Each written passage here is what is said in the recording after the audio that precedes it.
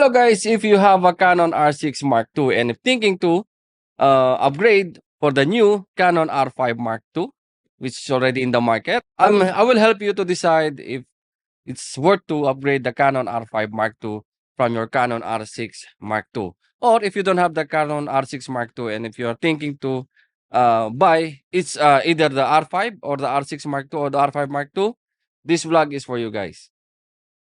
The Canon R5 Mark II and the Canon R6 Mark II is a top of the line full frame camera from Canon lineup. So on today's vlog guys, again, I'm gonna help you to decide either the Canon R6 Mark II or the R5 Mark II. Either you're a professional or a hobbyist. So I'm gonna help you to decide which camera is the best for you.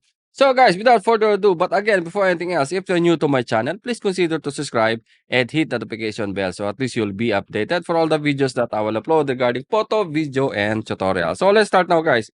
Before we decide to upgrade from R6 to Mark II, let's see why you consider to take the R6 Mark II as your camera rather to take the R5 Mark II. So first guys is the maximum ISO. You have a maximum ISO of 102.4 thousand of Canon R6 Mark II compared for 51.2 thousand of the R5 Mark II. Maximum electronic shutter. You have 1 over 16,000 electronic shutter compared for 1 over 8,000 of R5 Mark II.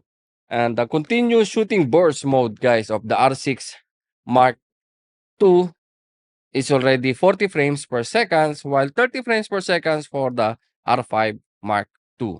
So about regarding for the weight, this is more lighter, 680 grams compared for the 740 grams of the Canon R5 Mark II. And of course, guys, the price. The body price of R6 Mark II is roughly around 2,000 US dollars. So this price, guys, is depends on your local market. And again, this price that I get from 2,000 is from one of the famous shop in the US. So again, this is 2,000 US dollar body, and the R5 Mark II is 4,300 US dollar. So, and guys, so now let's go why we will consider to take the new R5 Mark II compared for this R6 Mark II. First, you have a new sensor, which is a stock sensor already. Yes, guys, it's same like the R1, R3, sorry. Similar with the R3, it's already stock sensor. You have zero blackout for the viewfinder.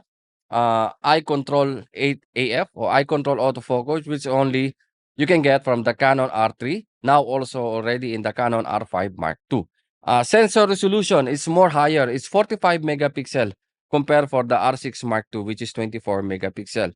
Number of focusing point, you have more focusing point, which is 5,940 over 4,897 of Canon R6 Mark II. LCD screen size, it's already 3.2 inch screen compared for 3-inch screen for the R6 Mark II. Battery life, you have 620 shots compared for 580 shots of the R6 Mark II. LCD resolution, it's 2.100K dots compared for 1.620K dots of the R6 Mark II. Maximum resolution, again, this is the Canon R5 Mark II is already 8K and the 6K R6 is 4K, sorry, 4K. Then you have top LCD screen from the R5 Mark II. R6 Mark II, you don't have the top LCD screen. You have already full size HDMI. It's always better to use when you have a external monitor. It's already full HDMI, not micro, not easy to damage. Again, and you have the pixel shift high resolution mode, which is around 400 megapixel. And of course, you have CF Express Type B SD card. So that's the reason why R5 Mark II is better to buy than the R6 Mark II.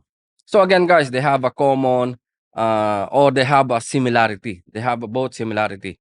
Again, for the video recording, it's already video unlimited. Again, it depends on your battery and depends on your in-memory card, but it's video unlimited. You have already dedicated switch, both video and still for R5 and R6. Both you have wireless, Bluetooth connection, image stabilization, censorship, fully articulated touchscreen, external flash Hatsu, face detection, microphone and headphone port, weather sealed, timelapse recording, storage slot, you have 2 storage slot, smartphone remote, UHS 2 card support, webcam function, anti-flicker, eye tracking focus, and vehicle tracking focus. Yan guys, they have both all the R5 and R5 Mark II and R6 Mark II share they have a similarity.